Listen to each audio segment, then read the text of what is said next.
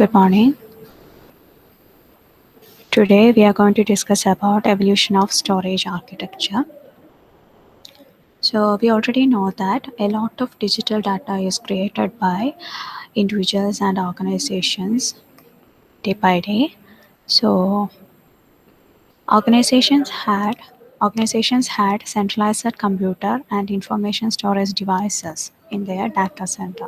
So data center means it is used to store and manage large amount of data. After this evolution of storage architecture, we are going to discuss about data center infrastructure. Okay, this data center infrastructure, it is one of the most important topics in module 1. So we can discuss a lot about data center in that session. Okay, so just uh, try to understand that organization had centralized computers and information storage devices. Okay, so with the evolution of open systems, okay, with the evolution of open system, it allows uh, business units or departments to have their own servers and storage. Okay, and the storage was typically internal to the server. Okay, so these storage devices could not be shared with any other servers. Okay, it cannot be shared with any of other servers. So it is referred to as server centric storage architecture. Okay, server centric storage architecture. So in this architecture, each server has a limited number of storage devices, and any administrative task such as maintenance of the server or increasing storage capacity, so it might result in unavailability of information. Okay, so the proliferation of departmental servers in an enterprise result in unprotected, unmanaged, fragmented islands of information and increased capital and operating expenses. To to overcome these challenges, storage evolved from non-intelligent storage to intelligent network storage. Okay, from this server centric architecture to information centric architecture. Okay, in information centric architecture, storage devices are managed centrally and thus and independent of servers. Okay, so these centrally managed storage devices are shared with multiple servers.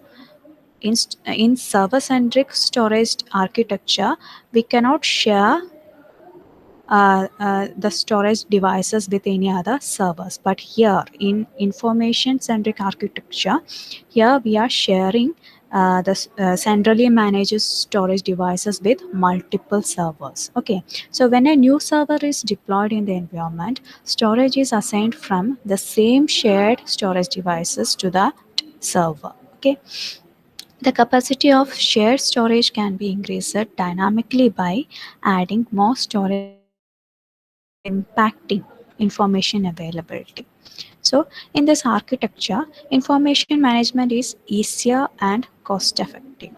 Okay, so in intelligent network storage, highlights of this technology evolution includes RAID, redundant array of independent disk, direct attached storage, storage area network, network attached storage, Internet Protocol, SAN, that is Internet Protocol Storage Area Network.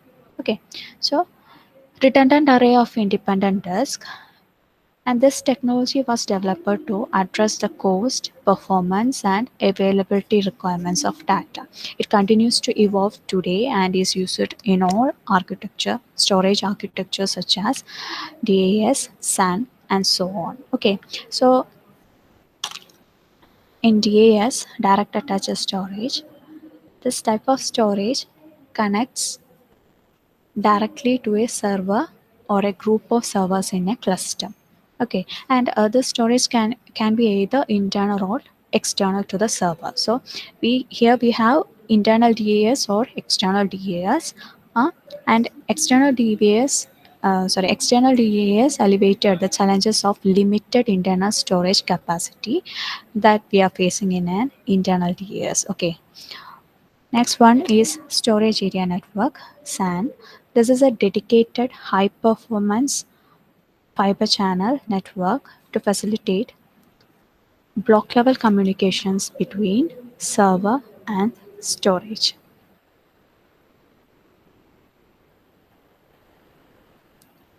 Here, the storage is partitioned and assigned to a server for accessing its data. Exama.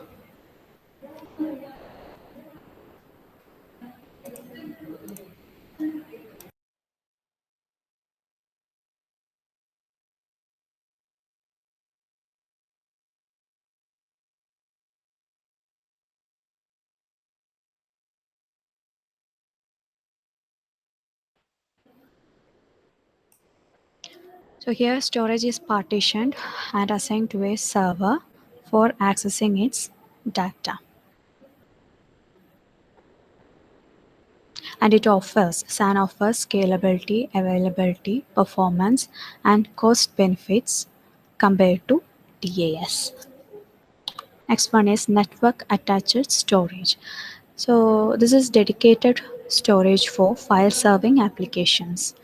It connects to an existing communication network LAN and provides file access to heterogeneous clients because it is purposely built for providing storage to file server applications.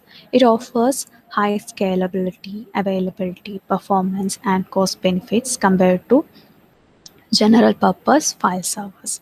And the last one, Internet Protocol SAN.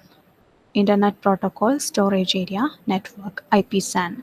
It is one of the latest evolutions in storage architecture, and IPSAN is a convergence of technologies used in SAN and NAS, storage area network and network attached storage. So IPSAN provides block level communication across a local or wide area network, resulting in greater consolidation and availability of data. Okay, so storage technology and architecture continues to evolve, which enables organizations to consolidate, protect, optimize, and leverage their data to achieve the highest return on information assets. We know that